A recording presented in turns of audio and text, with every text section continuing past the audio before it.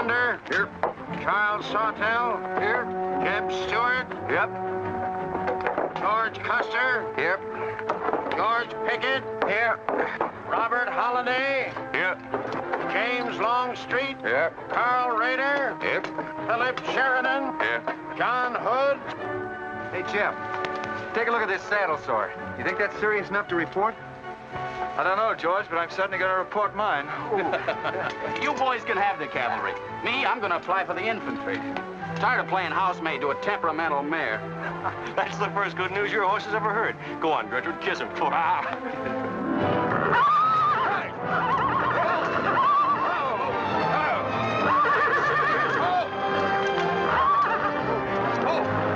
Stand still, you devil. Steady, boy. You weren't so hard-headed you wouldn't hurt your mouth. I told you before we started you had that curb chain on too tight. It's not the first time you've cut his tongue. You ever try putting a curb on your tongue? No. Nobody else ever tried it. I suppose it takes one of you Southerners to handle a horse. Well, at least we know how to harness them. You know how to harness Negroes down south, too, I hear. With a strap across their back. Come on. When are you going to take a punch at him? Too close to graduation. Besides, if I've waited 4 years, I guess I can wait another week. The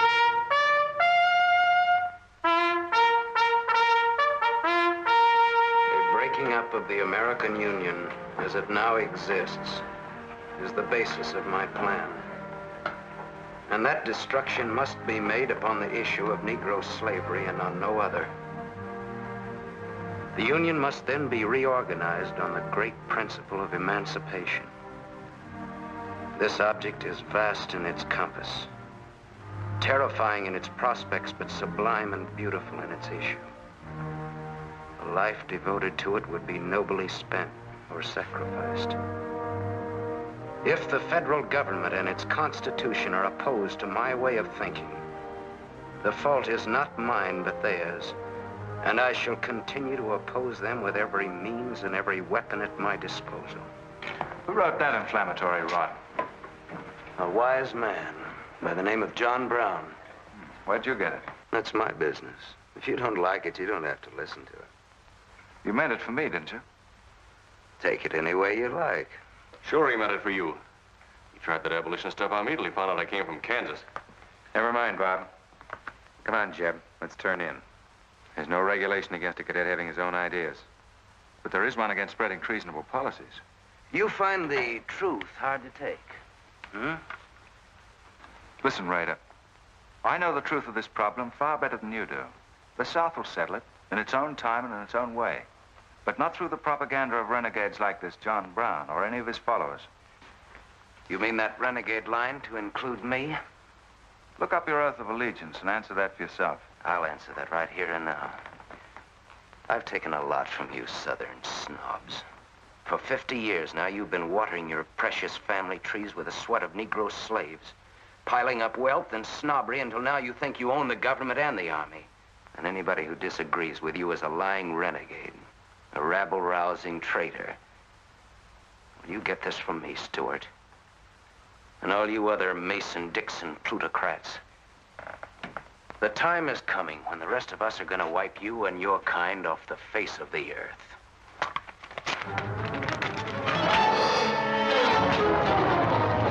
Sheriff, don't be a fool. No, let them fight it out. Hold it, Raider.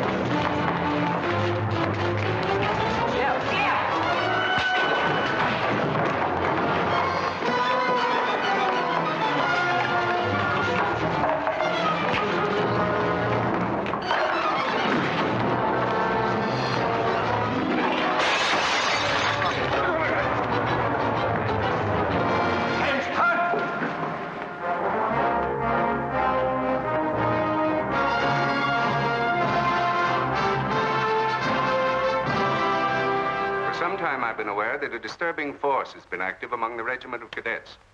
The exact nature of this subversive campaign and the persons responsible for it have not been fully known to us until this moment. Stewart, by every rule of the Academy, you should be discharged from the service. And your associates are no less guilty for their part in this outrageous affair. Colonel Lee, any blame in this matter is entirely upon me. It's my sole responsibility, sir. That's not quite true, sir. It was my fault. We're all equally responsible, sir. That's right, sir. That's right, sir. If I believed that you were guilty alone, Stewart, I should have sent for you alone. As for you, Custer, and the rest of you, you must be taught that lying to protect a friend is sometimes an extremely dangerous practice. I'm not so greatly concerned about the fight itself as I am about its cause. All 7 of you men violated the first sin of military conduct, the traffic and violent exchange of political ideas, which are not the affairs of an American soldier. You must be punished, and punished severely. I shall request of the War Department upon your graduation next week that all of you be assigned to the most dangerous branch of the United States Army. The 2nd United States Cavalry, now stationed at Fort Leavenworth in the Kansas Territory.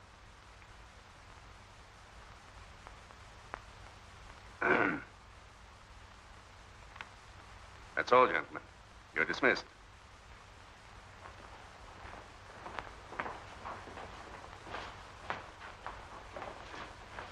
Now send for Cadet Raider. How can you beat that? Fort Leavenworth, suicide station. Kansas and the Santa Fe Trail. What a piece of luck. That's it. And the cavalry, active duty, promotion. Why, we'll all be generals while the rest of these fellas are still shades. Oh, that's desolate country, Jeff. Nothing grows in Kansas but trouble. What are you talking about? I grew up out there, didn't I? I suppose he's not. Oh, yeah, wait till I get you boys out there. Man alive, that's my stamping grounds. Well, hey! Here's my Kansas! Come on! These pamphlets were found in your quarters. Dozens of them. Together with a letter written by a member of the Abolitionist Party, instructing you to distribute them among those cadets who appeared to be sympathetic to their cause. How long has this undercover activity of yours been going on? Long enough. Very clever idea of your fellow conspirators to plant an agent in our midst. Your dishonorable discharge will be drawn up at once, and you'll be given until sundown to remove yourself and your personal belongings from the limits of West Point. Good.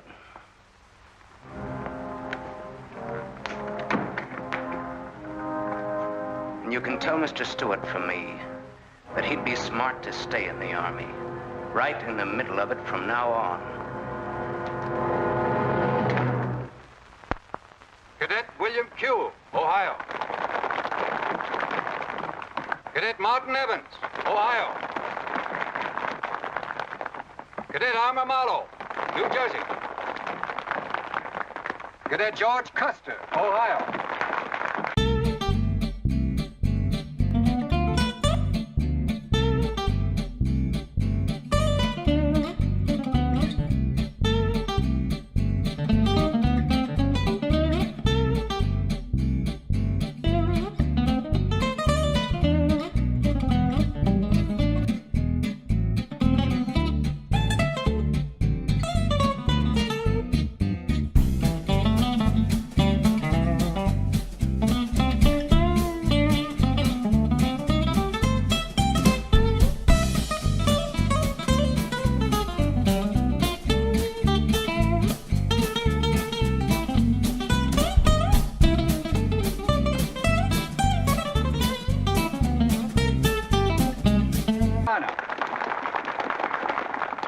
Cadet Philip Sheridan, New York. Cadet J.E.B. Stewart, Virginia. Cadet John Hood, Kentucky. Cadet Robert Holliday, Kansas Territory.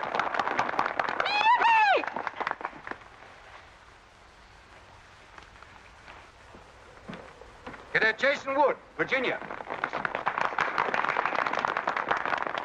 Cadet George Pickett, Virginia. My sister Kit. Thought 2 years in Boston would make a lady out of you. Kentucky. So did I. It just popped out. Cadet William Keel, Ohio. Cadet Robert Davis, New Jersey. It is now my great honor and privilege to introduce the Secretary of War of the United States of America, the Honorable Jefferson Davis. Officers and gentlemen of the class of 1854, their welcome guests and their very proud families, I'll not keep you separated very long, as I myself once sat in your place and endured an interminable address by a very tiresome general. But as the Secretary of War of this nation, I have a serious obligation towards each new officer of the Army before he enters into active service. And that obligation is to make clear and definite his responsibility to his government. We are a new nation among the powers of the world. Just 80 years ago, we were fighting desperately for our freedom, and we're still fighting to keep it. We are not yet a wealthy nation, except in spirit, and that unity of spirit is our greatest strength. You men have but one duty, one alone, America. With your unswerving loyalty and the grace of God, our nation shall have no fears for the future, and your lives will have been spent in the noblest of all causes, the defense of the rights of man.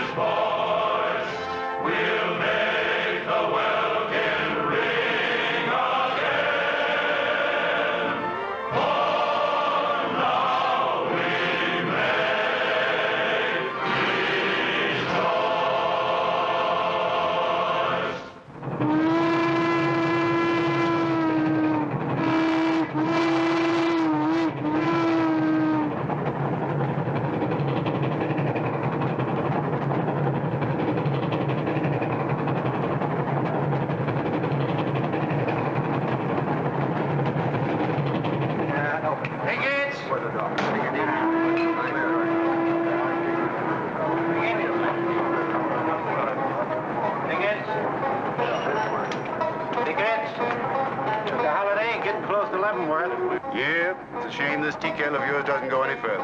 What for? There ain't nothing to go to. There's half a nation out there, Cap. Someday I'll build a real railroad to open it up, clear to Santa Fe.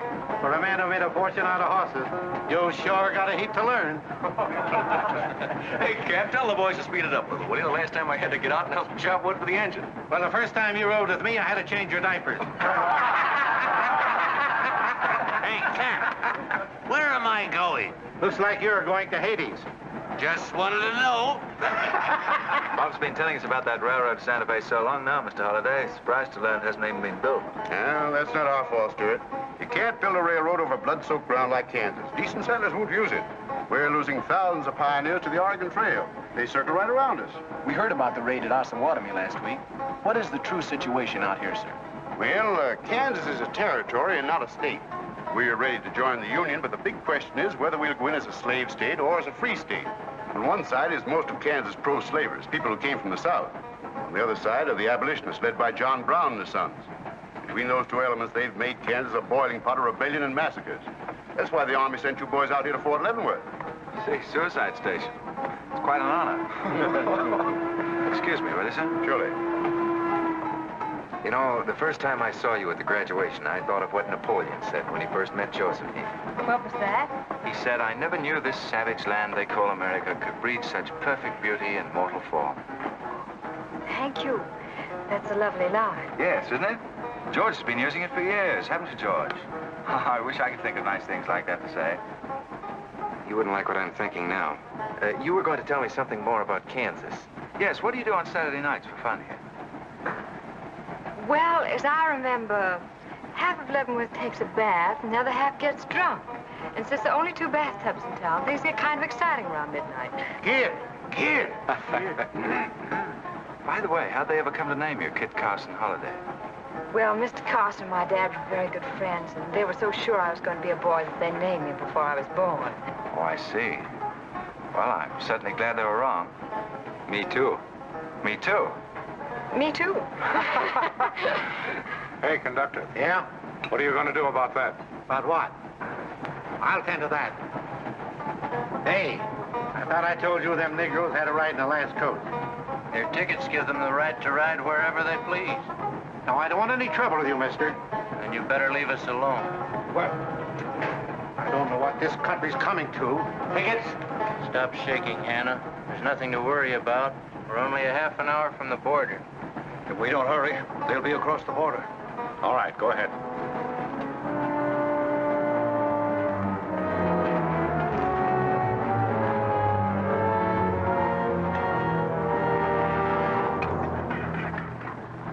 Where are you taking the Negroes?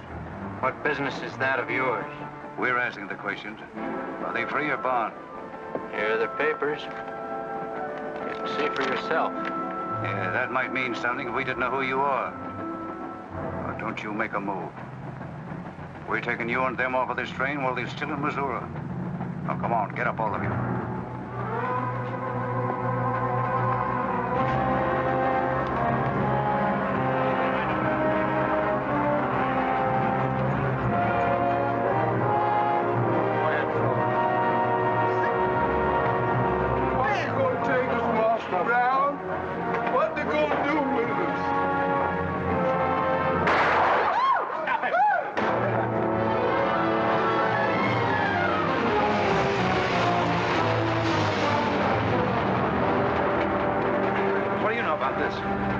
There's the trouble. Negro slaves. He was trying to sneak them across the state line. I'll get that murdering Jayhawk over this if I have to hang for it. Who was it? Oliver Brown, one of John Brown's scurvy litter. Better than a doornail. Come on, you gay-eyed greenhorns. Give me a hand. There ain't no use spoiling the carpet. Come on, get him out of the way. Come on, Jim. Now, don't get excited, everybody. Sit down, please. This is what they mean when they call it bloody Kansas. There'll never be any peace along the Santa Fe Trail while John Brown or any of his followers are alive.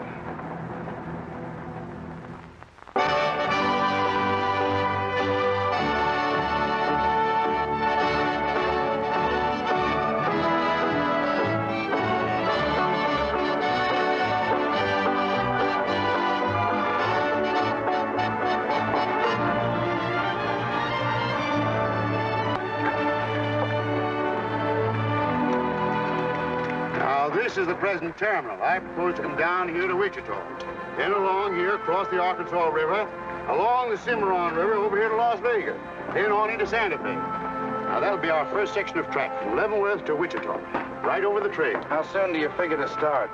Well, the men back east say they're ready to put up the money as soon as we can prove that a railroad through Kansas is safe and will pay. Dad! Yes, kid? Where did you put the loading list? List? Gosh, I clean forgot to make one out. That's great. 98 tons of freight ready to roll and no orders for loading. How'd you run this business while I was away? That's why I sent you away, to show you what a skirt was. Look at your clothes. Look at the grease on your nose. What would your friends in Boston think of you now? Frankly, Dad, I don't much care. If you're going to keep your nose in a paper railway, I better keep mine in the family affairs. Tex! Wendy! Tex! Where are those ornery customers? What do they think they're getting paid for? Tex! Why didn't you tell me? Getting jealous, huh? Well, I didn't even see Lily when I said goodbye to her. Oh, now, don't start lying to me, you double-crossing buzzard. I know you didn't buy that there looking glass to see your own ugly mug. I suppose you're figuring on wearing that female cinching belt. Wait till Lily sees what you brung her. She'll brain you if it ain't physical impossible. Why, you ignorant. Tex! Hey, you two! Where in the name of... Will you come here? Hello, Miss Kip. Hello, nothing. Are you gentlemen of leisure by any chance interested in employment? We lost our watch. Yeah, we didn't have no idea of time. I ought to give you both your time and throw you out. Where in town have you been? Well, you see, we had to buy these knickknacks. Well, we sort of got a gal in Santa Fe, Lily, Hofstetter, and what do you mean we? I'm engaged to her. Well, who ain't? You set up housekeeping in Santa Fe, or is this just gilding the lily? Oh, she wanted us to fetch her one of them fancy French looking glasses. Ain't it pretty? What's your answer to that, Tex? What are you laughing at, you long-eared jackasses? Go on, get to work, both of you. Go on, jump to it. You better hide that thing or start wearing it.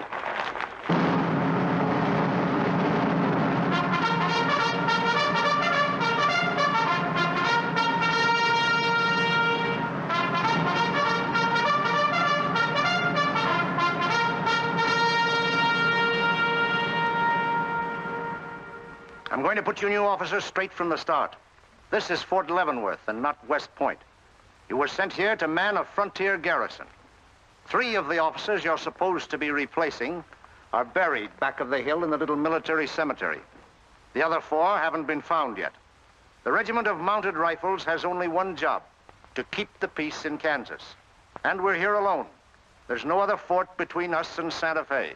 And we're proud of that responsibility. We've got a tough reputation in the Army, but they respect us in the West. See that it stays that way.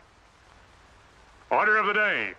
Lieutenants Longstreet and Holliday, take B Troop and put them through close order drill. Lieutenants Stewart and Custer will take 8 men as an escort for the freight caravan, leaving at noon for New Mexico. Draw the usual supplies and report to me for final orders.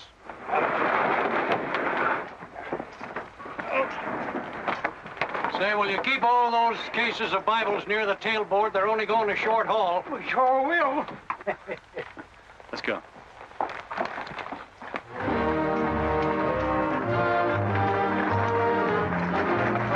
Convoy ready, sir. We're ready if you are. Good. I hope you have a nice, quiet trip.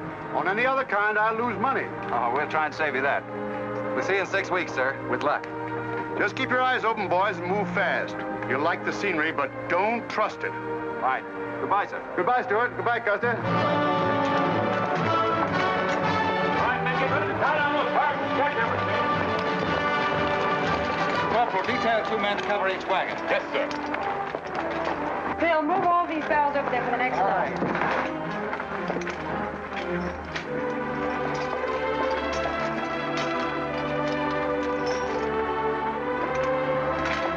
Well, hey, looks like we both got the same idea. Looks that way. How are we going to work it? Here. I've got an idea. Let's draw for it. Fair enough. Right.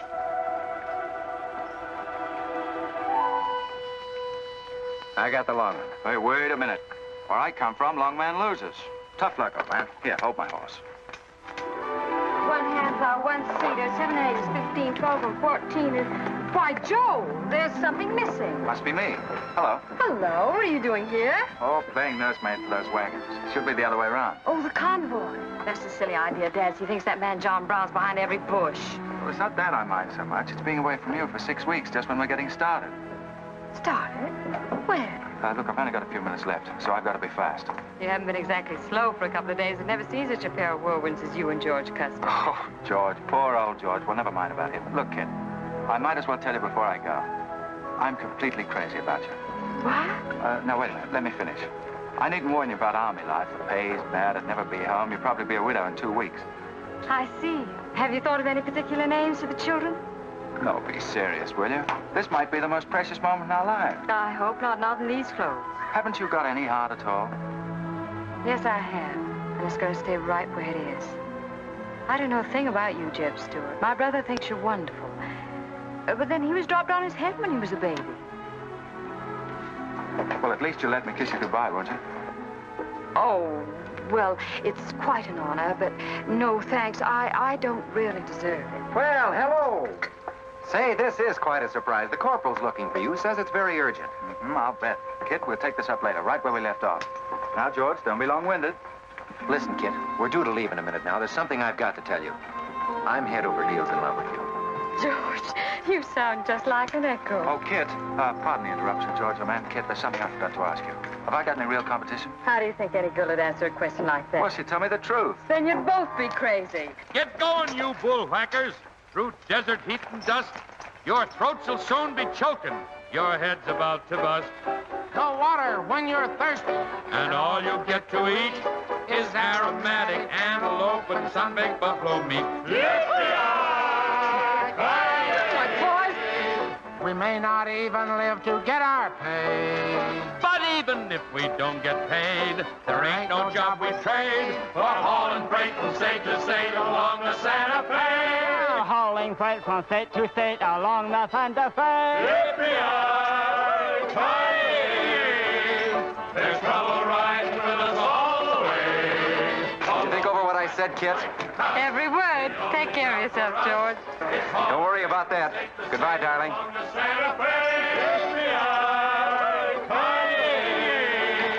There's trouble riding with us all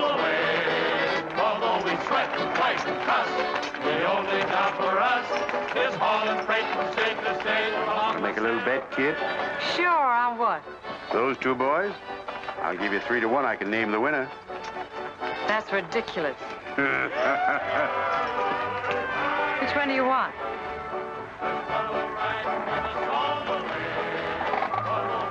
I'll take that bet. Good.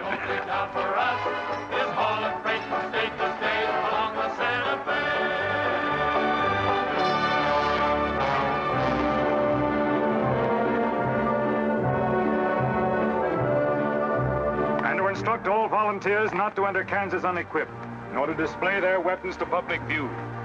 Let that be understood beforehand. Warn them also... Not so fast, Father. Warn them also that our plans must be known to ourselves alone. That they join me in the clear knowledge that all traitors to the cause must die, wherever caught and proven to be guilty. Tell them that we stand by one another while a drop of blood remains, that under no threats or pressure do we make confessions.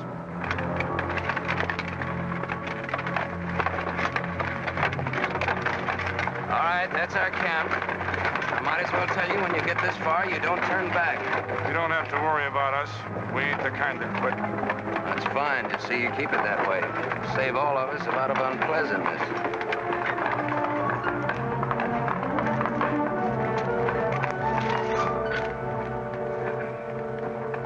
You've been delayed. Was there trouble, Raider? No, sir. We had to detour when we got to the border. I picked these new men up in Palmyra. Volunteers, sir. There are the credentials. From Illinois. You've come a long way. And we'll go the rest of it. We came here to fight slavers. The sooner the better. That's good. We'll put you to work at once. Kid Spinner, look after these gentlemen. Fine. This way, boys. We've received the news we've been waiting for. We break camp, Raider. Yes, sir. Let's start tearing down these tents now.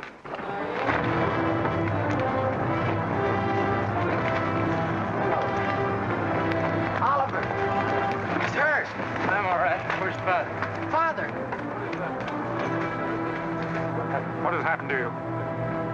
Where are the Negroes you were told to bring? A couple of pro-slavers tried to grab us on the train. I shot one of them and jumped off.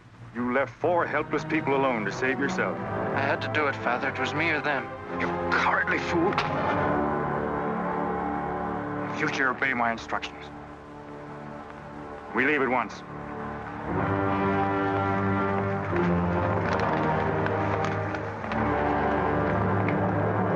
All of you, down upon your knees.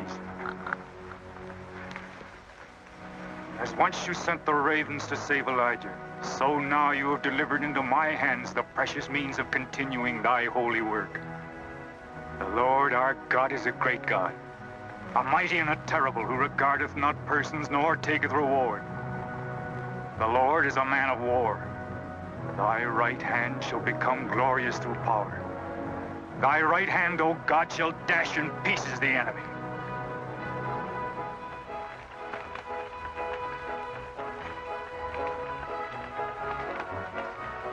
Hey, Oscar! When we cross the river, you watch out for that wagon that's got my looking glass. Hey, Tex, these horses are pretty tired. When are we going to make camp? Oh, as soon as we cross the river, and then we'll be out of danger from both sides. You know, Lieutenant, I'm sure glad we're leaving civilization. It's getting too dangerous for a peace-loving man. I run into some of them abolitionists once, but who's this feller John Brown that talks so much about? Oh, as far as I know, he's just a dirty old windbag. In fact, he's just your type. Either of you ever meet him? No, but 2 of them fellas he killed at Osawatomie were friends of mine. You mean Jim Doyle and Alan Wilkerson? Yeah, and that's the reason I'd sure like to meet up with this here Mr. John Brown. He's got no quarrel with people like you, Tex. You do much better to leave him alone. Well, you can count me in anyhow.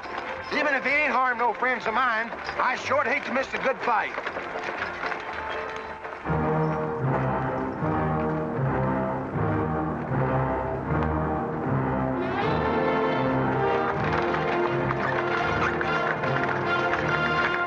This is wrong, Father. We've never attacked a wagon train before. We aren't common highwaymen. You say we have a righteous cause, but this will bring the law down on us like a storm. We recognize no law but the law of God. You will do as I command.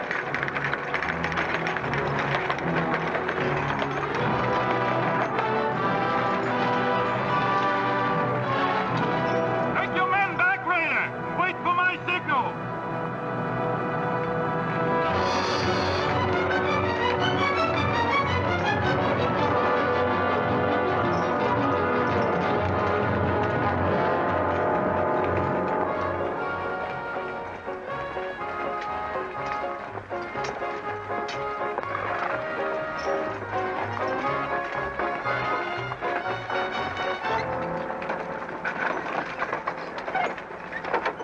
strangers. Good morning. Are these Holliday's wagons? That's right, sir.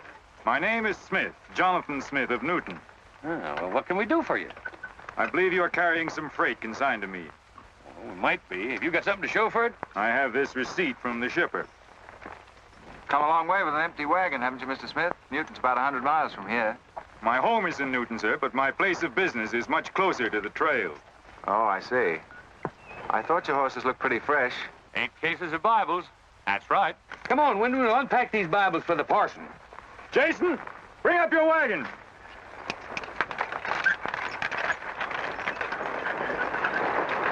Get that pack down. I got to get them Bibles unpacked for the parson. That's a funny thing. I've seen that fellow somewhere. It's the way it seems to me. Isn't the kind of a face you'd forget in a hurry. No. Wait a minute. I know. In some magazine, The Atlantic, I think. Well, then he's either from Boston or he's a missionary. No, it's something else.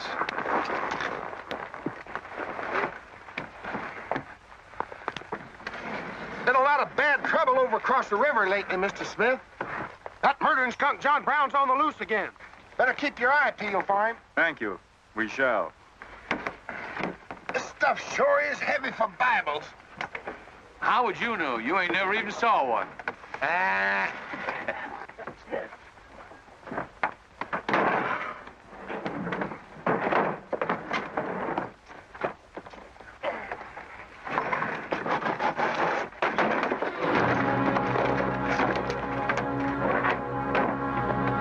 Just a minute. I'd like to see those Bibles. There you are. Put your hands up and keep them up.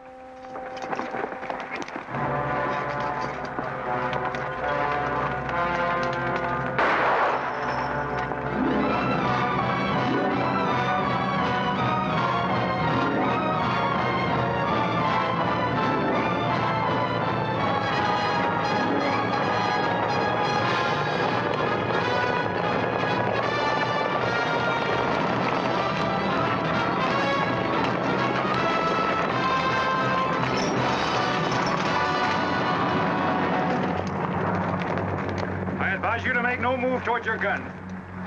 Bring up the other wagon. Now then, quickly with those other crates. All right, get a move on there. Only the ones marked Bibles. Hey, Chip. Look. Our friend Raider.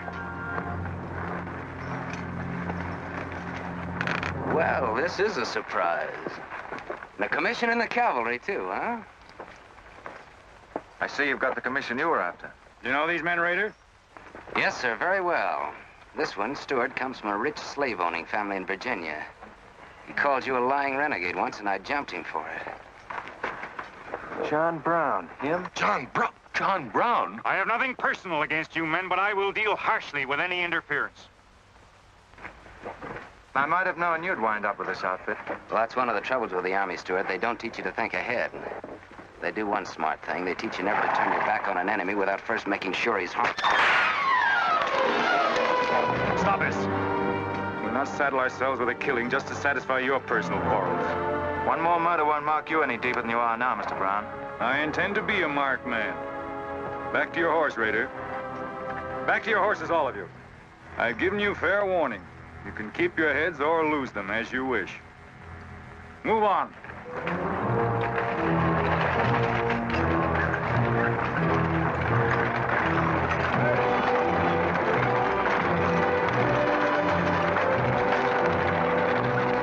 In those cases, George. What? Contraband, rifles and ammunition. Gosh, then we've been delivering Bibles with triggers on them. Let's take a chance. Everybody, take cover and open fire. Dismount! Take cover!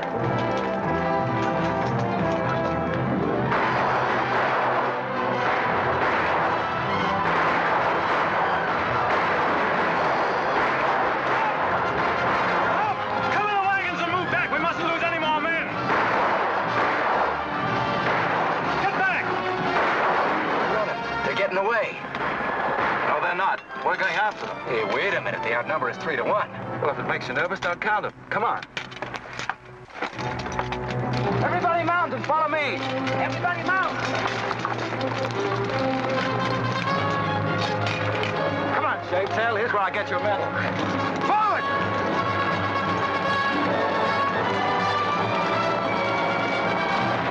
Get those wagons out of here! Come on!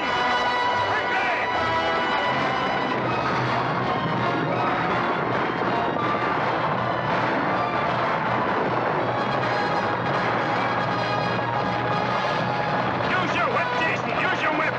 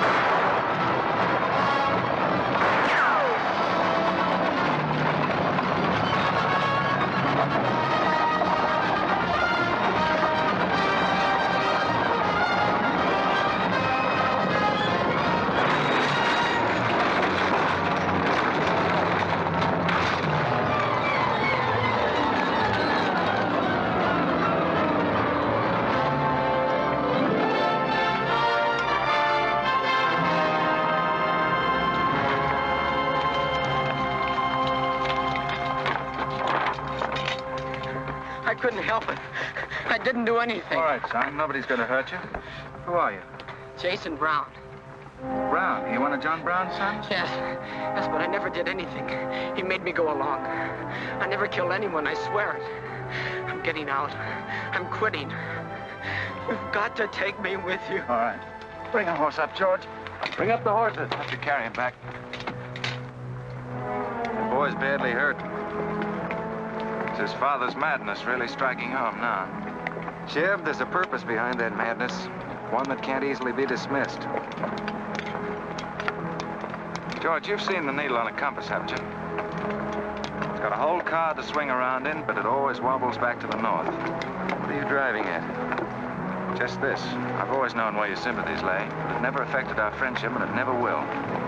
But it isn't our job to decide who's right and who's wrong about slavery, any more than it is John Brown's. I guess you're right, Jim. I'm sorry. That's more doggone fun than I've had since we got hemmed up with them engines. Yeah, well, the next time we shoot at a common enemy, you let me do the shooting. Boy, my gullets as dry as a powder horn.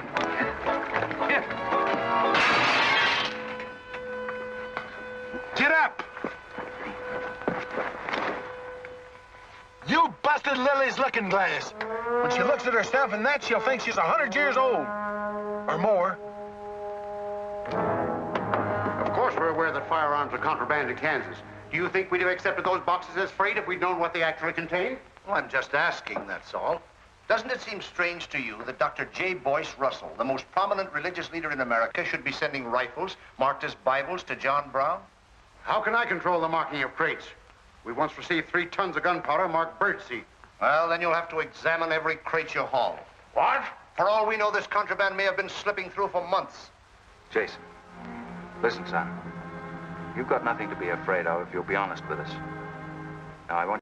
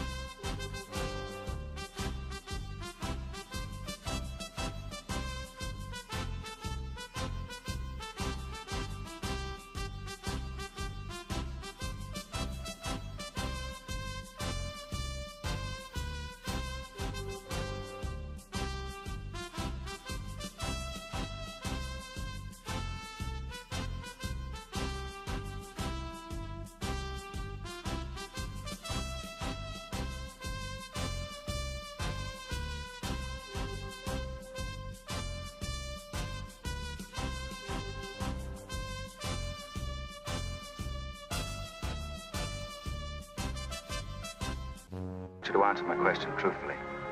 Did your father ever mention this shipment of rifles when he discussed his plans? Not to me. He never confided in me. Just Fred and Oliver. Fred and Oliver? My brothers. Where are their headquarters? I don't know where they went. They have a dozen places. I don't know. All right, kid. Don't worry about it.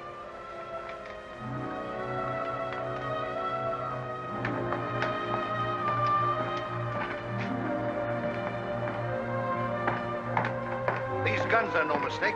Anyone with the best interests of Kansas at heart can tell you that. No bandy-legged bushwhacking soldier can talk like that about the holidays.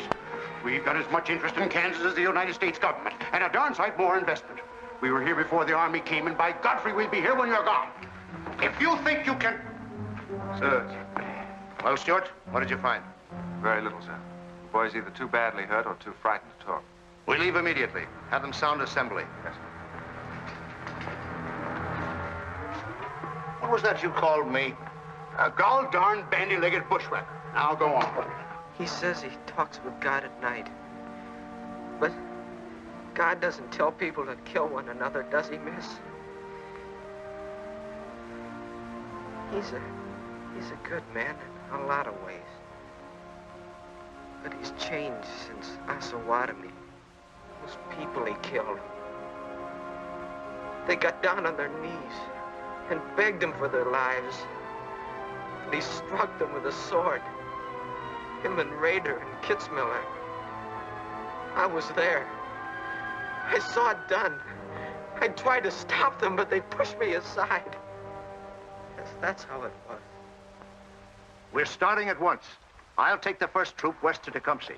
Stuart, you and Custer will take the first platoon of B Troop and search thoroughly from Clinton to Dutch Henry's Crossing. Is that clear? Yes, sir. These are your orders. Find John Brown and bring him back here, alive if possible. His force is well armed now and strong in numbers. We also suspect that new volunteers are drifting in from the east to join him. Be on the lookout for them as well. Retire to your respective troops.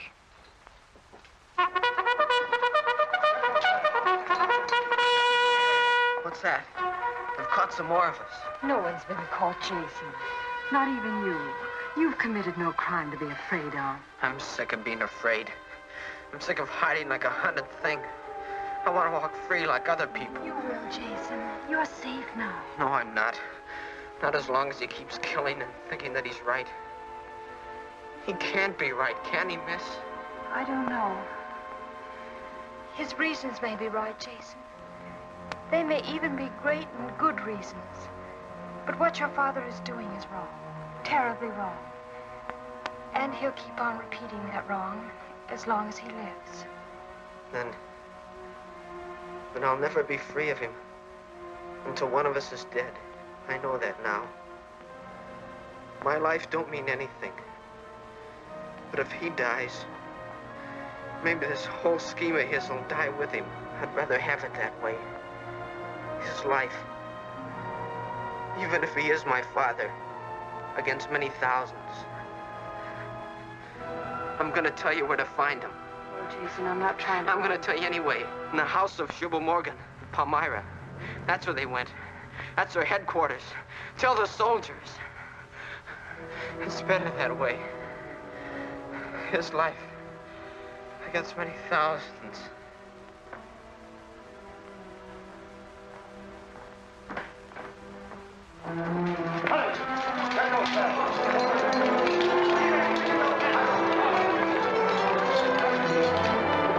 Jeb. Hello, darling. How is he? It's very serious. I left the doctor with him. Poor little devil. Jeb, he told me everything. The whole nightmare of his 15 years, even the place where his father is now. He said he wanted me to tell the soldiers. Where? Palmyra, at the house of a man named Shubal Morgan. Shubal Morgan, Palmyra. I wonder if that's the truth. Jeb, I'm frightened. That boy is crippled for life. And that man on the train, he died for a principle. And a man killed him for a principle. One of them is wrong, but which one? Who knows the answer to that, kid? Everybody in America's trying to decide it. Yes, by words in the East and by guns in the West.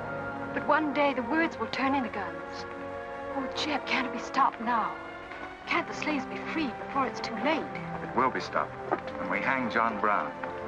Then the South can settle our own problem without loss of pride at being forced into it by a bunch of fanatics. Oh, Jeb, what has pride got to do with human lives? Kid, the two things kind of come together down south. Can't pry them apart, not even with guns. I hope that's going to be the same way with us.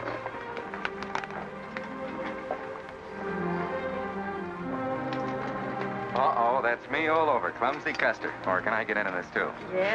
Sure. Looks like you're in on it. Don't miss much, do you? I've seen you work before, son. That's where I learned. Just credit one more to my account, kid. I like to let the interest accumulate. Well, goodbye. Goodbye, George. Kid, don't be long, Jeb. No. Goodbye. Goodbye. Kid, remember this, will you? I love you. Put that in your little bonnet and keep it there until I come back. I'll remember. Goodbye.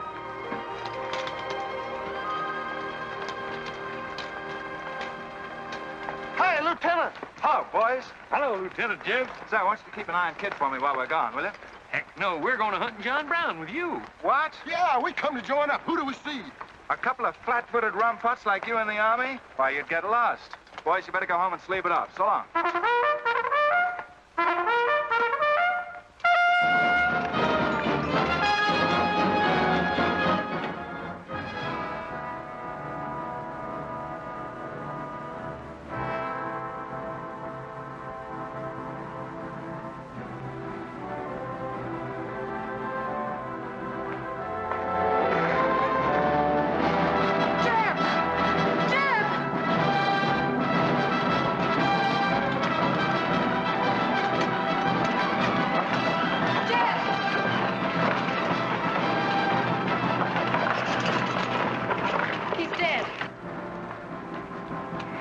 If you find John Brown, tell him. We'll try to find him. Goodbye.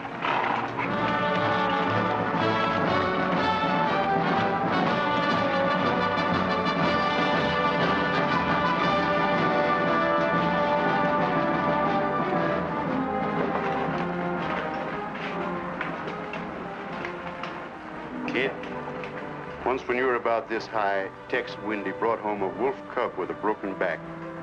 You nursed it for weeks, but it finally died with its head in your lap. You cried for days, but it was just a wolf cub. It would probably have grown up to be a killer like its father.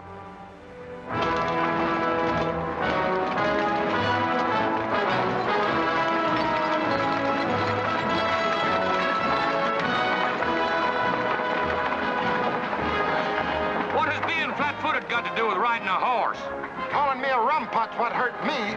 I ain't had a drink since noon.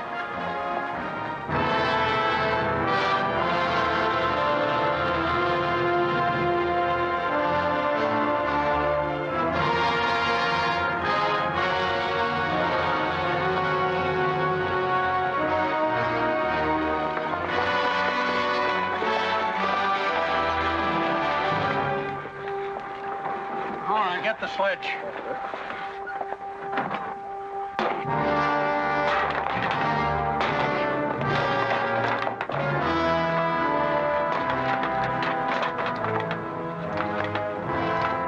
Sure is expensive salt pork, Mr. Morgan. Not the way we get them. Look them over and stack them in the barn. Yes, sir. This looks like the best shipment we've had yet. Wonder what Rader's worked up about. Him and the old man been arguing for an hour. Looks like another job for us if Raider thought of it. West Point education's a wonderful thing. Yeah, if you can collect on it. Yeah. I signed up because you promised to pay me. Trained this rabble gang of yours to a solid, fast-moving unit of fighters.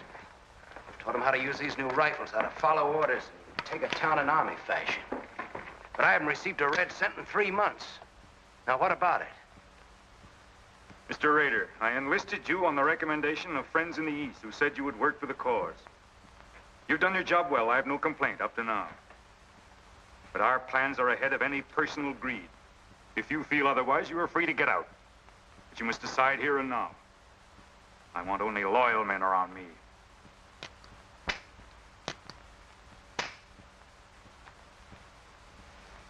You've no argument with my loyalty. I proved that at Osawatomie and every other town we've raided.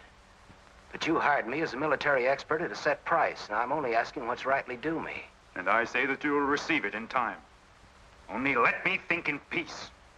My son is a prisoner in the hands of our enemies. Even now, he may have a rope around his neck. An innocent boy who never fired a gun in anger in his life. While I stand here powerless to save him. All right, I'll wait. Well, what's our next move?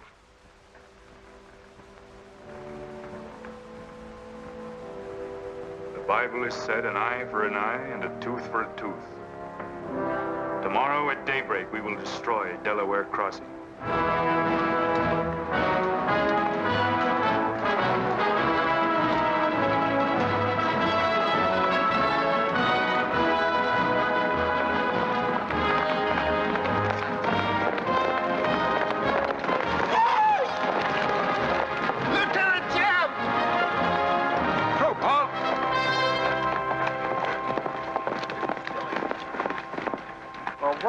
Well, the major sort of turned us down, too. But here we are, Lieutenant Jeb. What do you mean trailing us halfway across Kansas? We don't want you to get lost. You see, I know every wrinkle of this here country just like my own face. Well, you're sure that's just as dirty? I've got a good mind to get a couple of mules and strap you on the back and send you home. A fine-looking pair of soldiers you make. Well, all we need is some of them pants and a cap. And then, of course, if some soldiers just our size gets killed, why... All right, get back to the end of the column. Go on before I get that mule. We don't have to obey no orders. Since we ain't in the Army. But we will. Yeah. Wait till Kid hears about this. She'll skin him alive. That's if they got any skin left.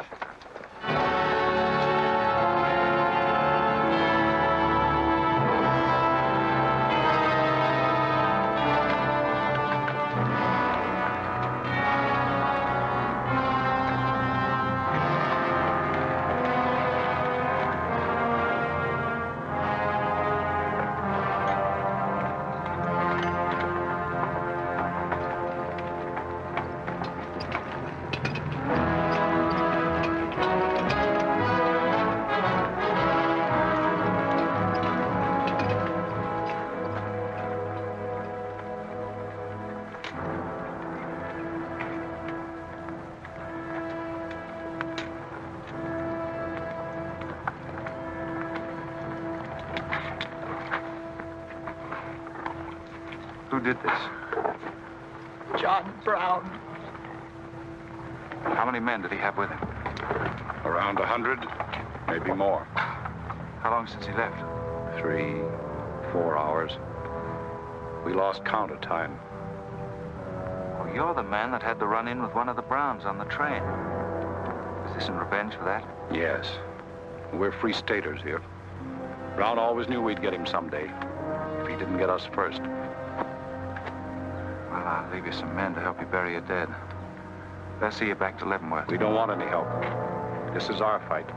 We don't want you or nobody else to finish it. I'm going to take care of John Brown myself. Get on your way, soldier. We got work to do. I know how you men must feel about this. But my orders are to break up all armed forces. Yours, John Brown's, or anyone else's. I'm sorry, but if you organize under arms, I won't be able to draw a line between you. That suits us, if it's got to be.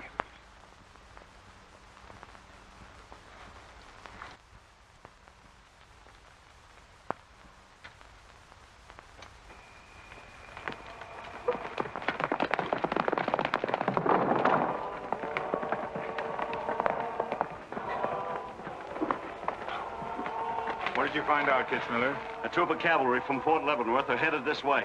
Ignorant fools. Jubal, we're moving camp. Round up all your men. Get the wagons ready to roll. Just food and ammunition. We're traveling light and moving fast. What about the Negroes? We can't take all of them. We're not taking any of them.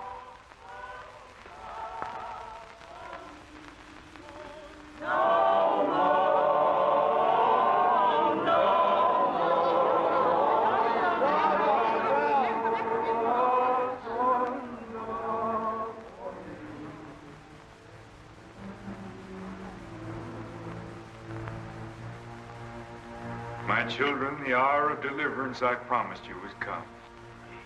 I am leaving Kansas now to continue God's holy work.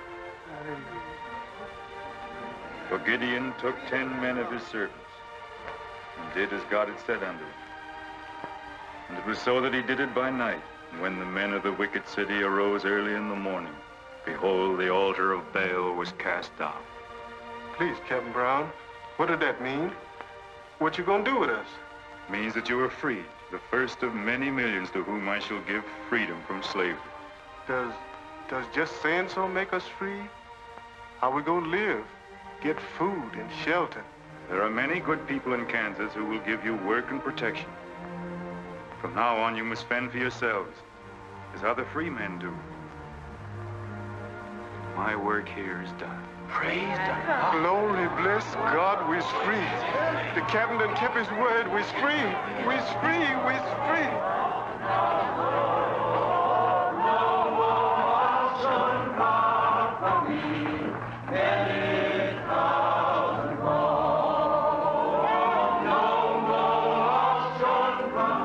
You know, if John Brown has 100 men, we'd better send a runner back, bring up the rest of the troop. Better do it tonight. I'm going into Palmyra, George. You alone? Don't be crazy, Jeb. That town's full of jayhawkers. They'd shoot you on sight. Well, I'll have to take a chance on that. I'm going to get some other clothes, take a couple of men, and go in and do some scouting. I'll try to send you back word. Good luck. Say, do you two fellas still want to join the Army? Huh? I've got a job for you. It's no picnic. It's pretty dangerous, but I think you're the fellas for it. What do you say? You mean we're going to have a real cap and a uniform? Mm-hmm. Well, we might have to be buried in them, but it sure sounds like a deal.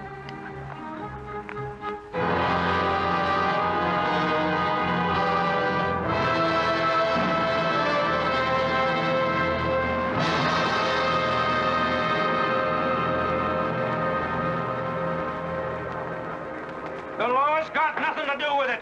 We came here to join John Brown because he's a leader and a fighter.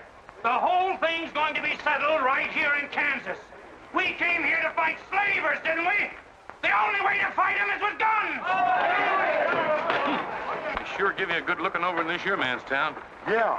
I feel just like I was taking a bath in a bathtub without no sides on it. The only kind of a tub you ever was in. Say, who could I talk to in this kind of a town without arousing suspicion? The town barber. That's right. Anytime a barber can't talk to a stranger, he's liable to go crazy. Town barber. Hmm? That's it.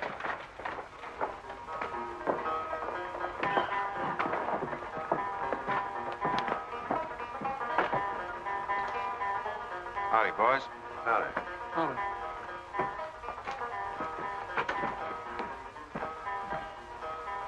Pretty good looking horse for this part of the world.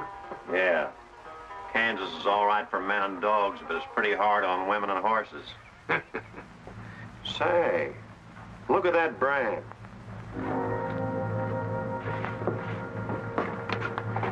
That's an army horse. Maybe just bought him from someone. Oh, they don't sell them. Nobody rides that brand but a soldier. You keep your eye on him till I get back.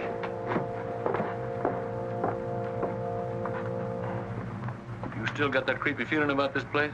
I don't know whether it's that or these here chiggers, but something's creeping over me. Why don't you scratch and see if it goes away?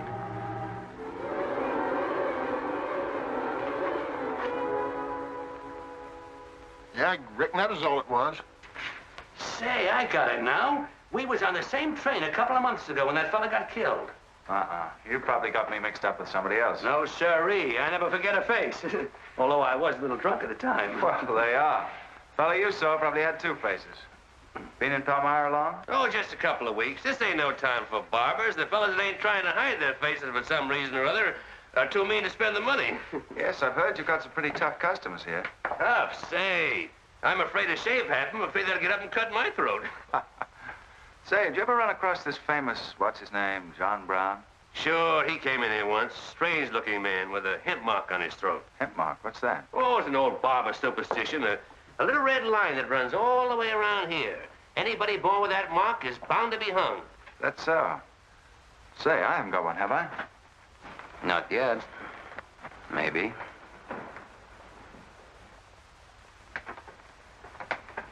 Well, well. Keep your hand away. Get it.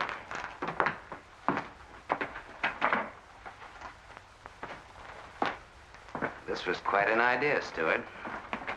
You're coming in alone first to look around? Or is this one of your agents? I ain't never laid eyes on him before. I swear it. I don't know him from Adam. What were you up to? Well, it's your move. You figure it out. My next move is plain enough. Didn't they teach us how to handle spies when we caught them red-handed? Same treatment for renegades, wasn't it? When you catch them. This will make you quite a hero, Stewart. The class of '54 will turn out in a body for your funeral. They may even hang your picture in the West Point Library. There's worse places to hang. Get him out of here, Raider. We're wasting time. Just having a last few words with an old classmate of mine. And I had them coming to me. Come on, get up. We're gonna give you a good look at what you came to see.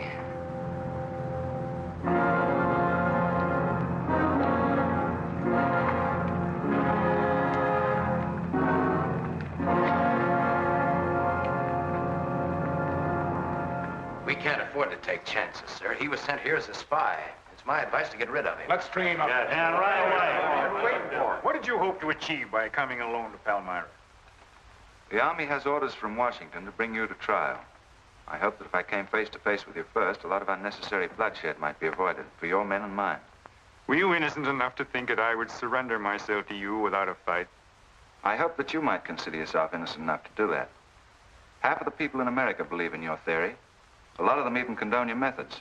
That'll guarantee you a public trial. Fool. I'm not on trial, but the nation itself. Are you too stupid and blinded by a uniform to see what I see? A dark and evil curse laying all over this land. A carnal sin against God. Can only be wiped out in blood. But why in blood?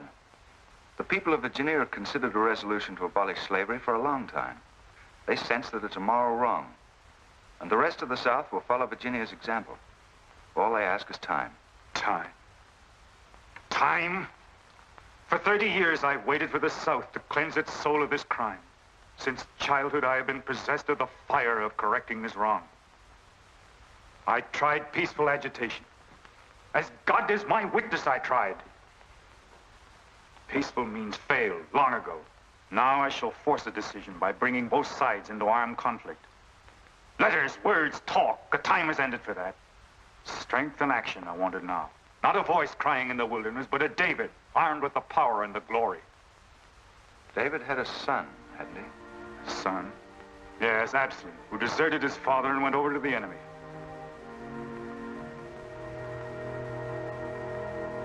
What are you trying to tell me, Stewart? And Absalom died because he feared his father. Jason is dead. So be it. My son has paid for the sins of this world with his life, as once did the Son of God. It shall not be in vain.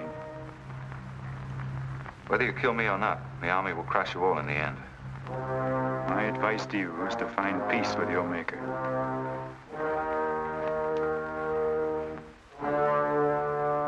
Now the big one. Sit down. I never liked barbers no-how. Now spill out, you little bitty-rum weasel. I'll cut your throat. Where'd he go? I swear I don't know, boys. I think, well, they were taken out that way. Who took him? The three fellas. One of them was Oliver Brown. Do you see this razor? Well, I'm keeping it, and if you move to hair when we get back, I'm going to strap it on your liver and barbecue your carcass. Now, you stay where you are.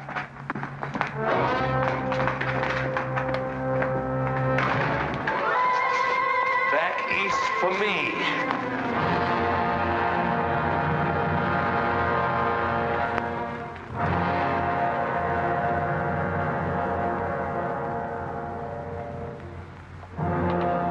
I called you all together as witnesses to hear my words. An enemy to the cause has entered our midst, stealthily and by night, with the purpose of planning our destruction. The hand that has never failed us has come once again to our protection. It's not with malice or revenge that we take this man's life, but in just retribution, as befits all enemies of mankind, all enemies of God. Ready, sir.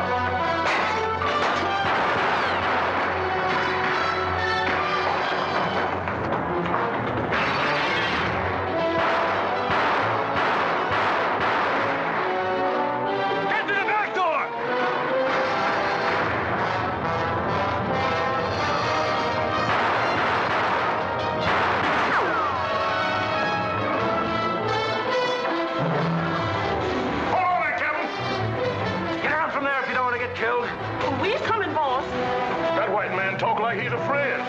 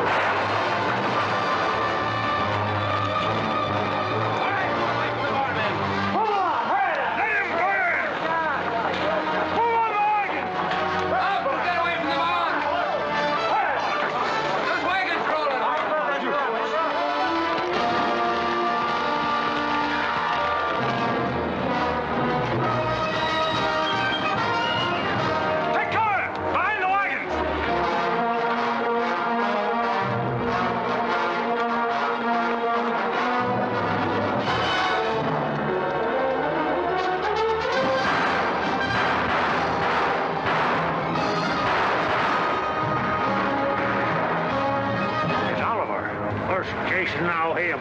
You want to fight on, John? As long as breath is in me. Sound the charge!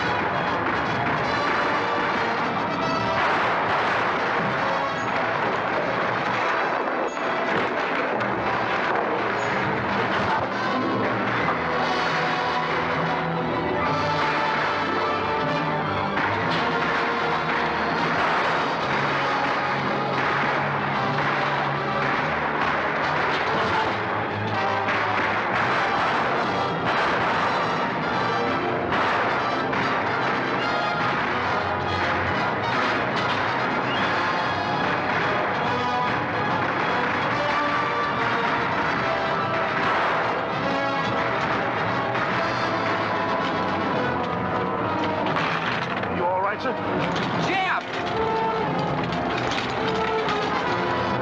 After them, George. Don't let them get away. Load up!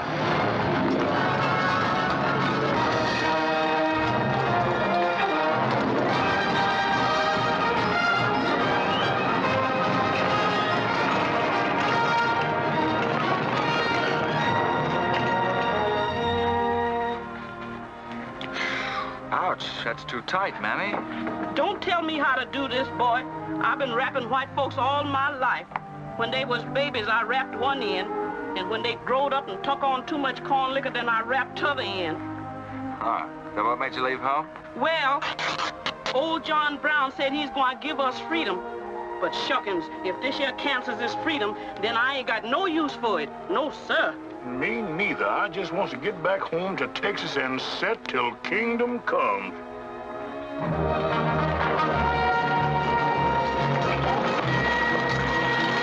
Dismount and fall out.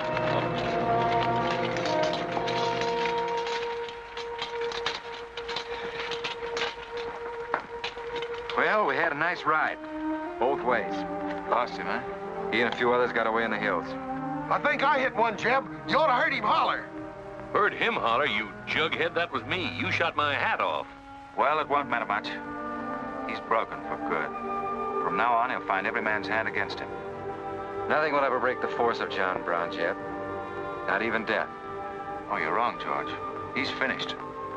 His force is broken forever.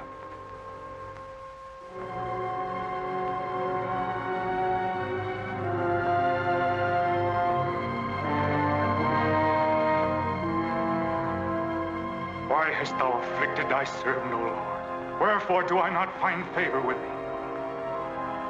Why hast thou laid the weight of all this people upon me? Yes. sign for which I have waited, O Lord. This is your command, the burning bush.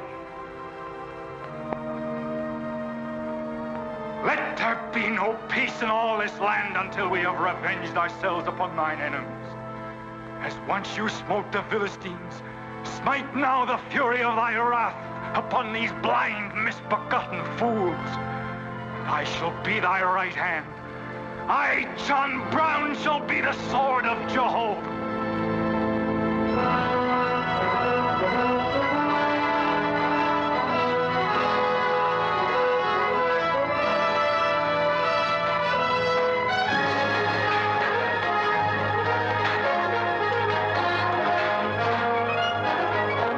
Gentlemen, the beginning of the railroad to Santa Fe.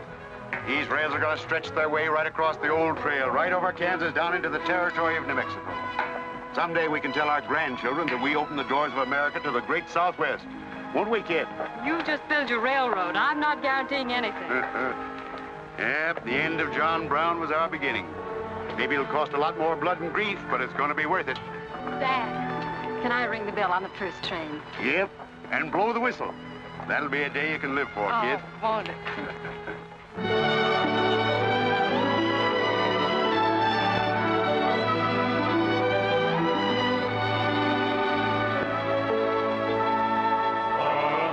your glasses, fellows, and stand up in a row. Through singing sentimentally, we're going forth to go. In the army there's sobriety, promotion's very slow. So we'll sing our reminiscences of Benny Havens, oh Benny Havens, oh Benny Havens, we'll sing our reminiscences of Benny Havens,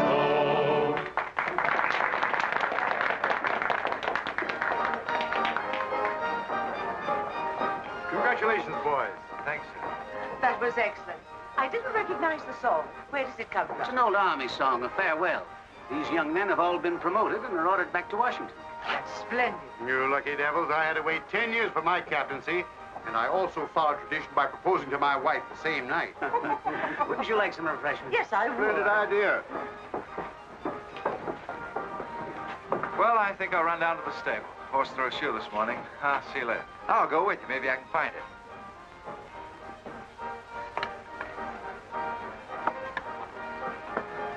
What did you have to go and lie for, telling the Major we was the best barbecuers along the Santa Fe Trail?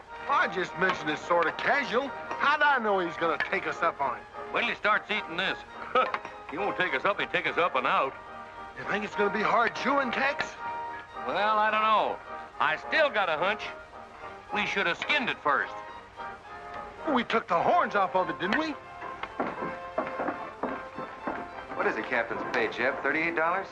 40. 40 a month. Say, that's enough to get...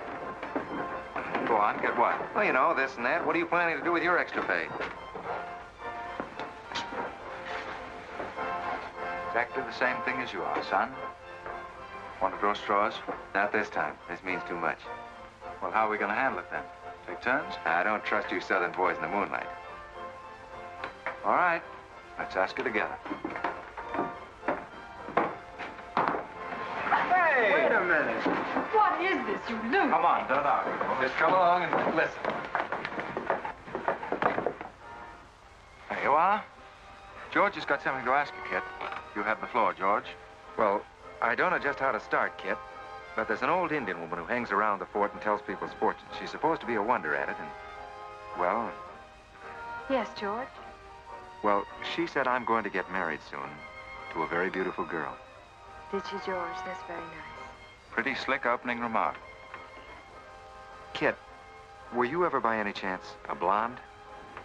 Why, no. Not even as a baby. Are you sure? This old woman's never been wrong before. Absolutely sure. Well, maybe she's still right. There's a whole lot of beautiful blondes in the world, George. Let's ask her. Let's. Wait a minute. Kit, are you in love with him and not with me?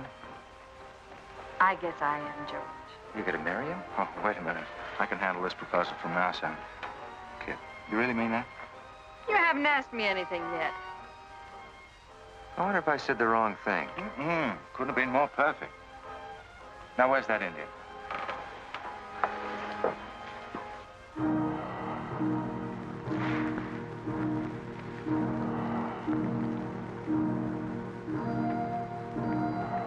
Yanta bajo ita, amta maunya matem am dosi ana bajo.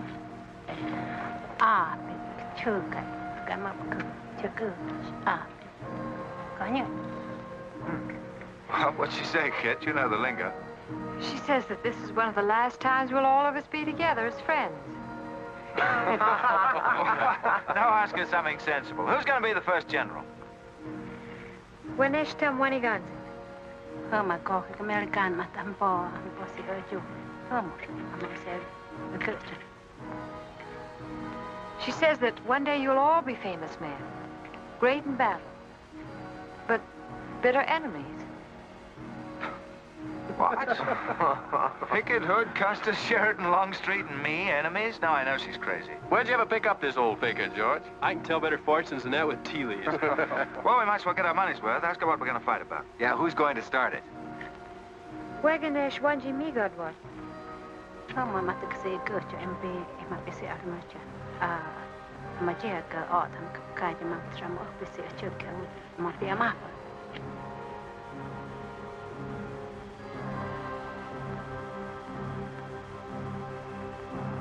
Well, what's this? Too ridiculous to tell? She says the fight has already started. Somewhere in the east, a man is lighting a torch. Now, at this very moment, the two of us will help to kill him. But none of us can stop him.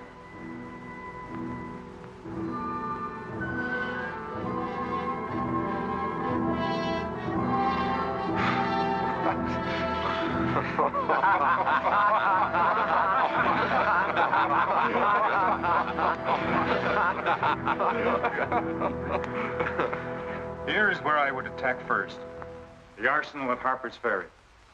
Give me only 100 good men, Dr. Russell. Well-armed and God-fearing men who believe in the cause. I will lead them through Virginia. Rouse the thousands of discontented slaves who will flock to join us. Then sweep down through the South, through the Carolinas, Georgia, Alabama, Mississippi. Then, with the entire nation in a state of chaos, we can dictate our own terms. Have you considered the Army, Captain Brown? Surely they'll be after you in full force within a few hours after you first attack. Let them come, Dr. Russell. Let them try to stop me. I've studied that country for years. It's full of good hiding places, natural forts where large forces of brave men can defy pursuit indefinitely. Mr. Rader will go ahead of us and scout the town. Yes, sir. With his knowledge of military methods and our great advantage of surprise, we can outwit the Army at every turn. Captain Brown, this plan of yours is mad. Worse than mad. It's high treason. Such a brazen attack would lead to civil war. Exactly. That is exactly what I want. Is it your wish, then, to destroy the Union? My answer to that is yes. To the devil with the Union. We've got to fight sometime. It might as well be now. Gentlemen, I came here to Boston at great personal risk. There's a price on my head of $10,000, so my time is precious. You've given me much help and encouragement up to now. But all that we have done in Kansas and elsewhere will be wasted unless you see it through to the glorious end.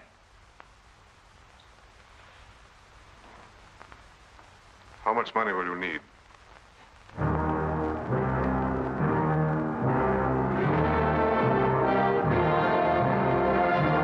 We now possess the guns, ammunition, tanks, a complete store of supplies. The place and the hour is set. Harper's Ferry, daybreak, Monday, October the 16th. We will strike with two forces, suddenly with complete surprise, and then move rapidly through Virginia. You men all know what will be demanded of you. Yes, we're with you, Captain. It's Rader. He made good time.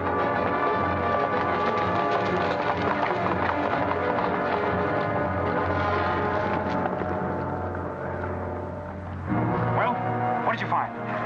Speak up. Is anything wrong at Harper's Ferry? Well, the town itself won't be any trouble. There's a bridge of the Baltimore and Ohio Railroad to be blocked, and we got to cut that telegraph line to Washington. What about the government arsenal? It's guarded by only 2 men. Here, I made this rough map of the place. Excellent. This is precisely what I wanted. We must first take some hostages from the town. That'll prevent an attack by the civilians. Then we'll move directly on the arsenal. Well, there's something else. What? I want to settle our account. Back in Kansas, you promised to pay me what's due when you got the money. How dare you demand a settlement of a private matter? With the nation's hour of deliverance not 3 days off. Well, that's putting the cart before the horse, isn't it? I've done a job for you nobody else could do. So I was right at Palmyra. The cause itself means nothing to I'm you. only holding you to your word. Are you indeed? Have you forgotten so quickly my methods with disloyalty? I haven't forgotten anything. But you've got the money to pay me and you can't afford not to. Then add this to your memory. I haven't waited 30 years to bargain with a rogue at the final hour.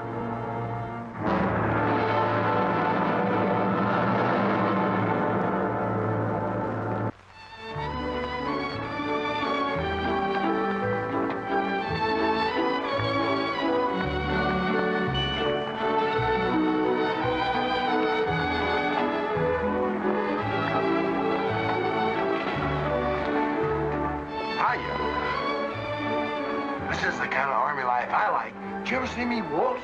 I've heard of it, but this ain't no Santa Fe shakedown. Hold it. You in high society now. Come on. May I have your invitations, please, gentlemen? What's them? Them's them little white cards. We ain't got no invitations, Joe. Can't we get in on our uniform? No, sir. Not unless you wants to go right out on them again. Oh, we're the fellows who cleaned up Kansas. Ain't you ever heard of us?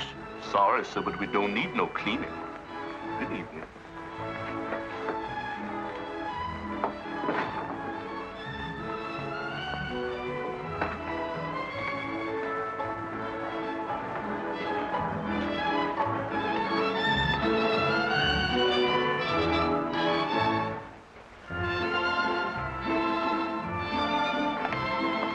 Handsome?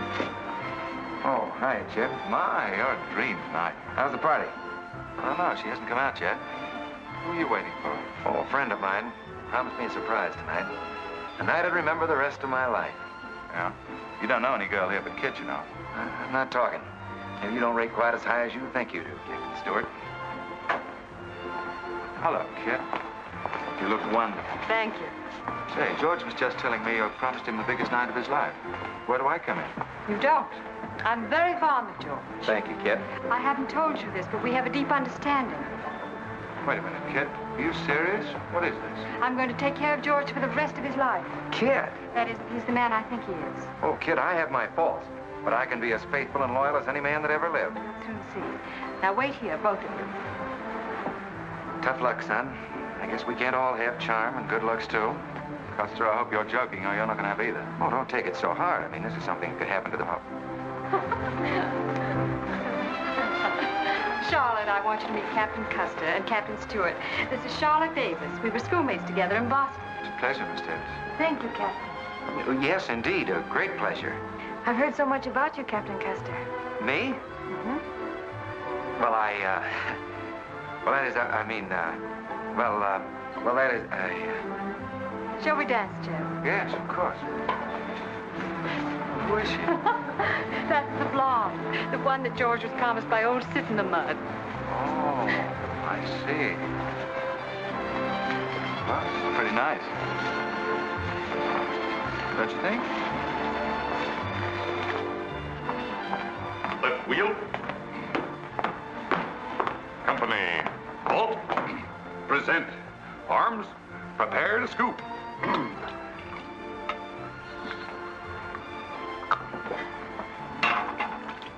Yes, sir? Yes, sir. About face. Company forward. March. Eyes right. Right wheel. Well, there I was, right out in the middle of Kansas, facing 500 crazy fanatics, heavily armed. And me with only 15 soldiers. Good heavens, Captain, how terrifying. What did you do? I sized up the situation at a glance, dismounted, and walked straight toward him. Not alone. My dear young lady, there comes a time in every soldier's life when he must stand or fall alone. And if you knew the Army, you'd understand that he who hesitates is lost. Oh, how simply wonderful, Captain. Oh, it was nothing, really.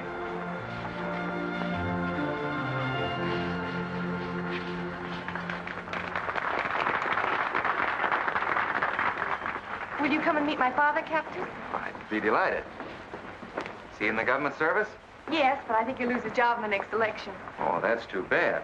Say, he should be in the Army. You know, politics don't bother us. He'd rather go fishing anyway. Father. Hello, Charlotte. Hello, Colonel Lee. Hi, dear. Father, I'd like you to meet Captain George Custer. Oh, but of course I met the captain at West Point when he graduated, didn't I? Yes, sir. Hi, Custer.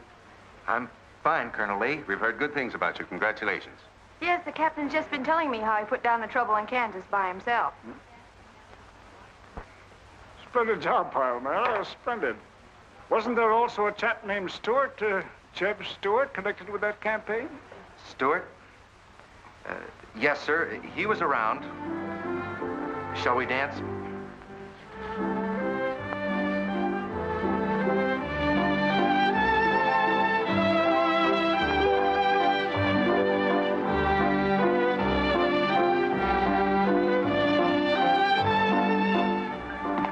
Left turn. About face.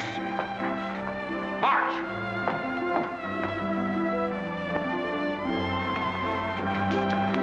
Jim. Go away. You've danced with your sister once already. I don't want her. I want you. Come on. Here, you can't leave me stranded alone in the middle of a ballroom. Quiet, spread. Phil, take over this detail, will you? Oh, may I? Are you drunk? If I'm not, I ought to be. I've just seen enough to knock anybody down. What are you talking about? An old friend of yours is outside, and he asked me to bring you to him.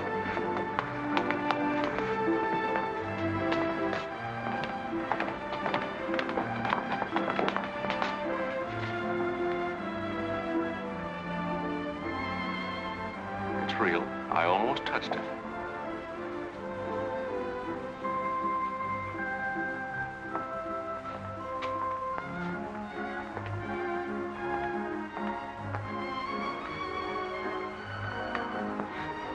What are you doing here? I came to find you. I know what you think of me, Stuart, that I'm no good. Well, maybe you're right. But maybe I've got something to tell you that'll change your opinion. You'll have a hard time doing that. Suppose I told you that I left John Brown 3 hours ago with a well-armed force of men, not very many miles from where we're standing. I'd say you were out of your mind. All set to strike at Harper's Ferry on the Maryland-Virginia line sometime tonight. With reinforcements of over 1,200 men expected before daybreak from Pennsylvania. Brown plans to arouse the slaves. First in Virginia and then throughout the South in open rebellion. The telegraph wires will be cut and he'll block the railroad. And then at daybreak, they rush the arsenal. Take thousands of weapons with the idea of arming the Negroes. Well, that's the situation, gentlemen. Move for move. I don't know, you may be able to get there ahead of them, but if you do, you've got to move fast. Tonight. It's fantastic. Our Secret Service has reported John Brown to be out of the country. Well, I ought to know where he is. I've been with him every day and every mile since we left Kansas. Then why have you informed on him? Don't forget, Colonel, I was in the service once. I was young and I made a mistake. I didn't know that then, but I do now. I guess some of the things we learned at West Point stay on inside of us a lot deeper than we realize. Anyway, I couldn't stand by and see my country torn apart by a madman like Brown. I had to come here. This was something a lot bigger than myself. Couldn't have been the size of the reward you'll get for turning him in, could it? I said why I came here, and that's the truth. But I am entitled to any reward. I'm even willing to go back there and rejoin him tonight, just in case he gets suspicious or changes his plans. Now, what more proof do you want than that? I believe him because it's too dangerous not to. How soon can you start, Colonel? We'll be ready to leave in an hour. The officers are all here. Call them at once and proceed with all speed to Harper's Ferry.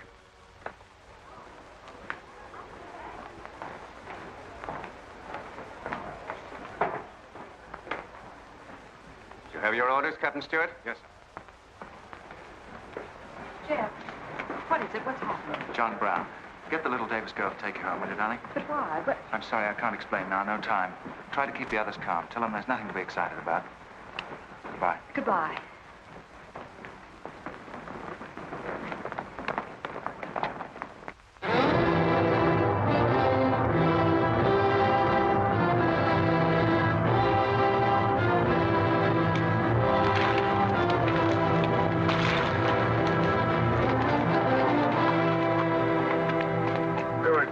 No more worry on that score.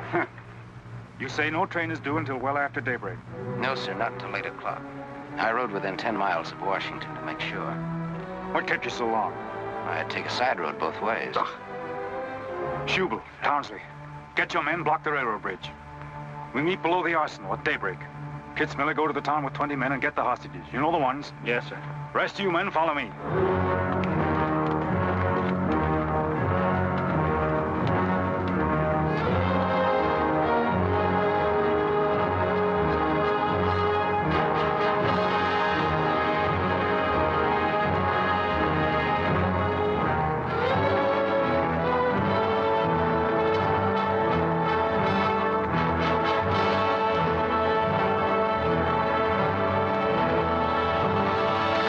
Drop your guns.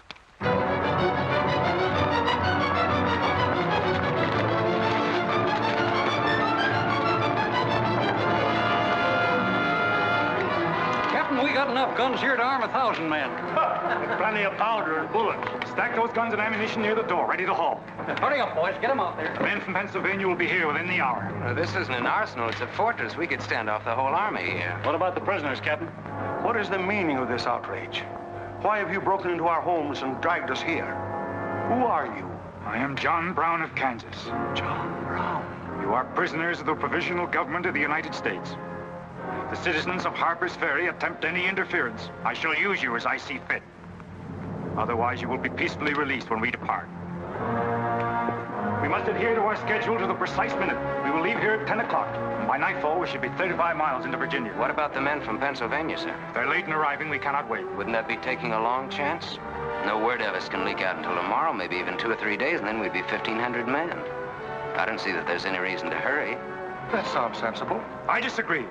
I'm anxious to get out of here, and time is our most valuable weapon. You're in command, sir. But that's been the fatal mistake to many an expedition. My advice is to wait.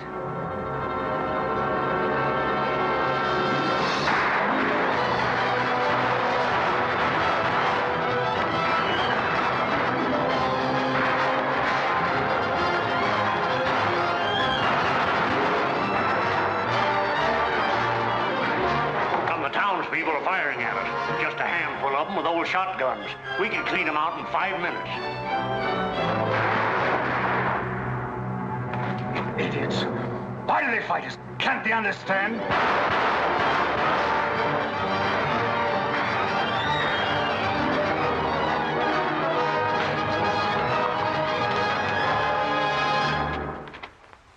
What is your name? Brewer. If you value your life and those of your fellow townsmen, you will do as I say. Yes.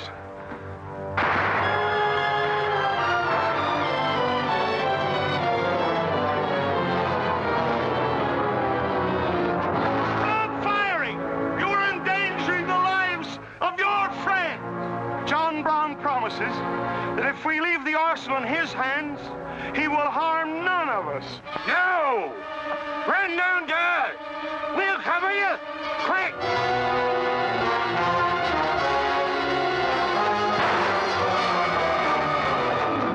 Stupid cattle. Can't they understand we're here in a righteous cause? Their interests are also ours, the good of the whole nation. We'll leave a lesson at Harper's Ferry for the rest of the South to profit by. Wipe out those fools at the foot of the hill.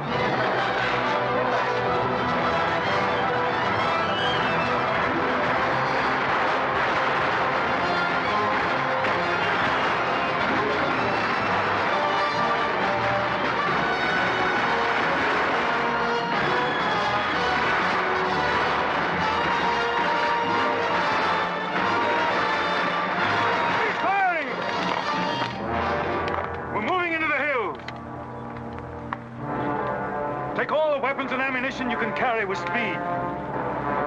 It's well past noon. We can wait no longer for the Pennsylvanians.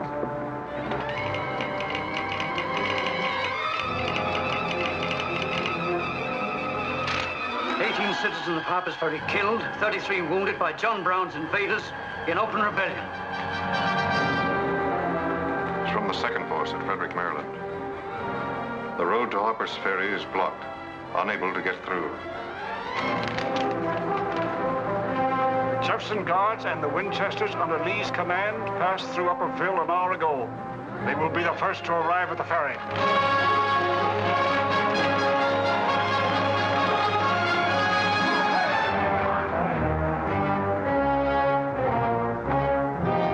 What are you watching, Raider? The North Road, sir. The North Road is over there. This is the Washington Turnpike. Well, I thought our men might circle the town as That was not their orders. Help with the wagons. Yes, sir. But don't you think we ought to wait another half hour? It might be that...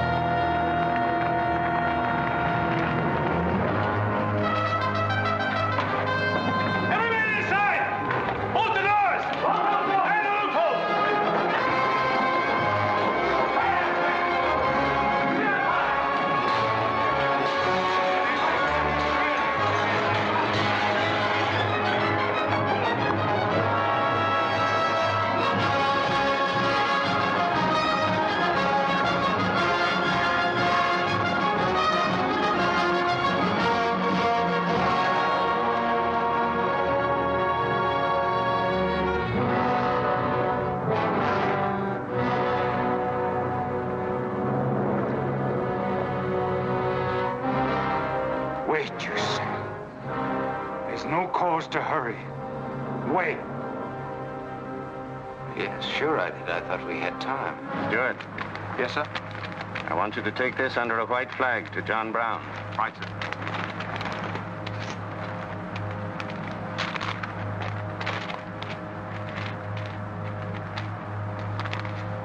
There's to be no parley. Yes or no? If it's a refusal, wave your hat to us. Right, sir.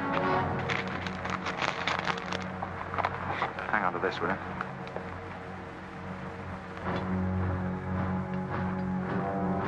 Captain Brown, they're coming up the road with a flag of truce.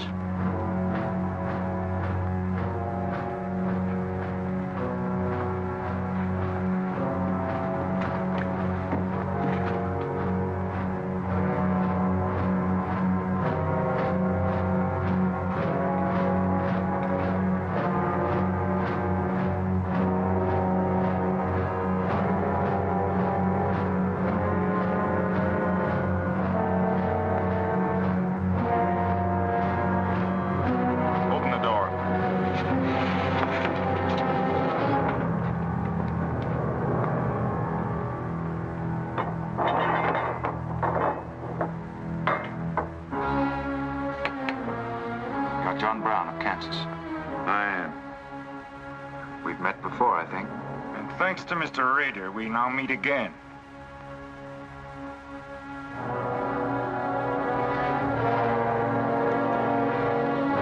This is Colonel Lee's formal demand for your surrender.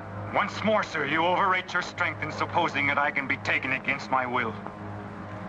That's your final answer? It is. We prefer to die here. Prepare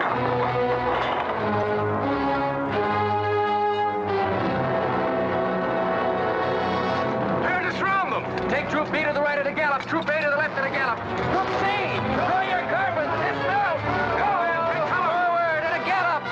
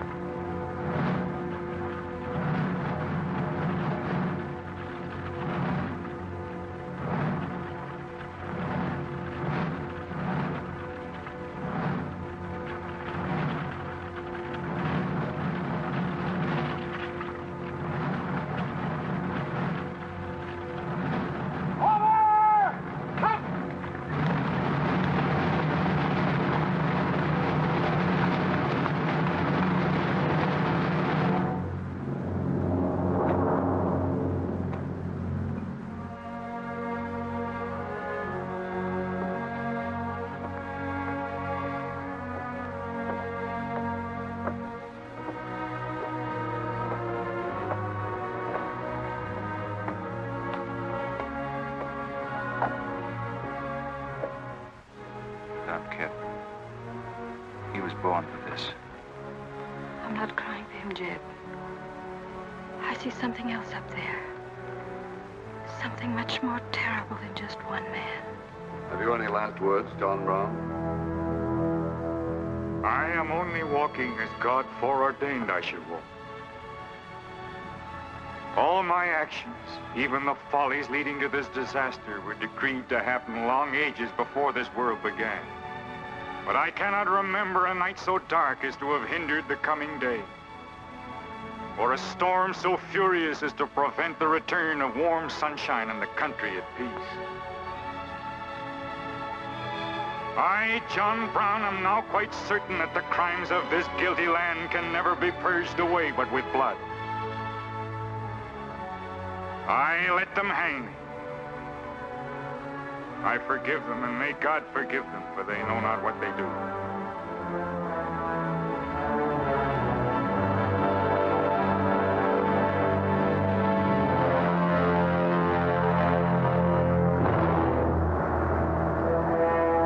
So perish all such enemies of the Union, all such foes of the human race.